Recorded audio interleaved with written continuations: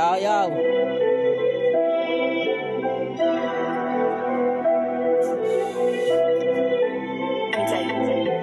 Tigil mo na pare kung wala ring mangyayari. Ako na mismo nagsabi kasi dyan ako nadali. Huwag masyadong makampante, hinay-hinay pag-abante. Dumadami na masyado mga hassle sa paligid. Kahit anong mangyari dito tatahimik. Talento ang ginamit at hindi lang basta gimmick. Di pa pa-apekto kahit gawan mo pa ng kwento. Wala akong tinapakan kaya di nagpa-apekto.